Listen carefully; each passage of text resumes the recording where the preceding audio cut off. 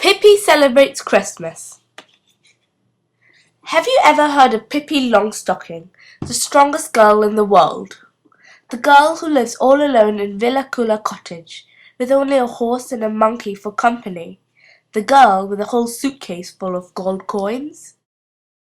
Now you're going to hear about something that Pippi did once. It was late on Christmas Eve, and Christmas candles were shining in all windows of the little town.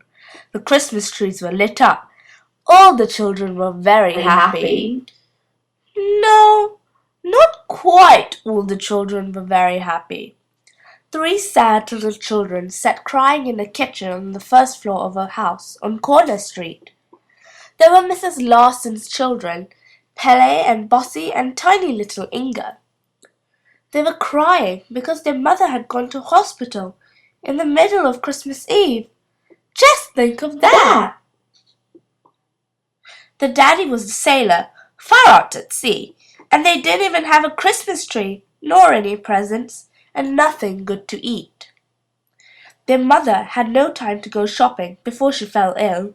No wonder the children were crying. Everything was just about as miserable as it could possibly be.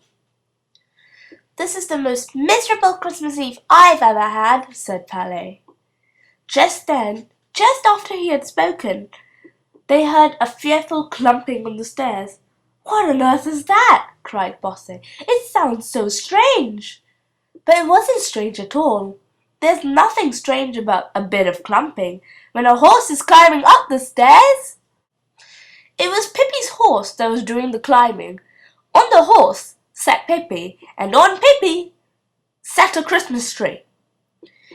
It was sitting on her hair. It was covered with lighted candles and bunting and sweets. It looked exactly as if it had grown straight out of her head. Perhaps it had, after all. Who knows? Mr. Nelson, Pippi's little monkey, was there too.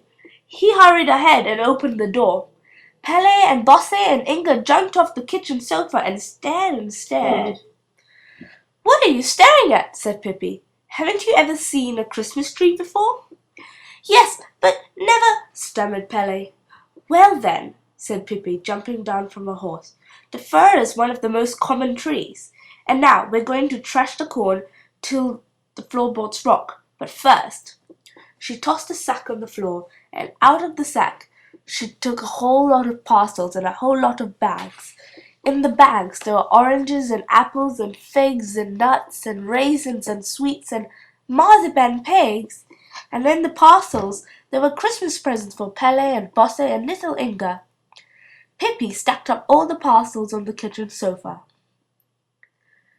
You're not getting any Christmas presents yet, said Pippi. First we have to dance with the tree. You mean we have to dance around the tree? Said Pele. That's just what I don't mean, said Pippi. Can you tell me why Christmas trees are never allowed to have any fun, never allowed to join in and dance?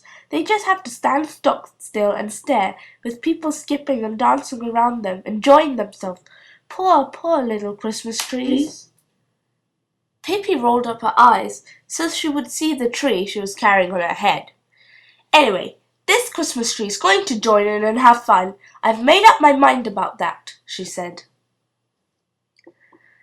If anyone had looked in through Mrs. Larson's window a little on, they would have seen a remarkable sight. They would have seen Pele and Bossy and little Inga skipping around and dancing.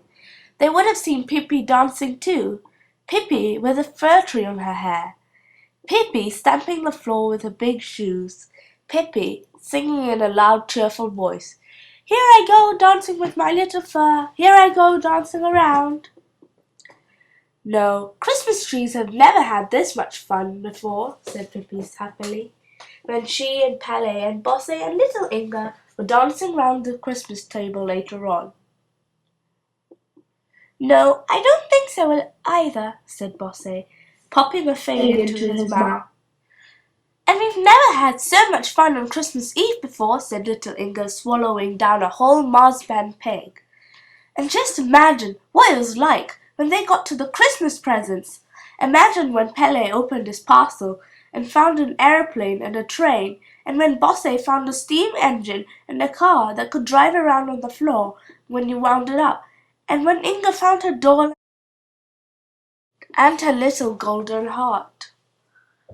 The Christmas tree lights shone down so sweetly on the children's happy faces and on all the Christmas presents, and the tree must have been happy too, after all. It was the first Christmas tree that had been ever allowed to join in and dance.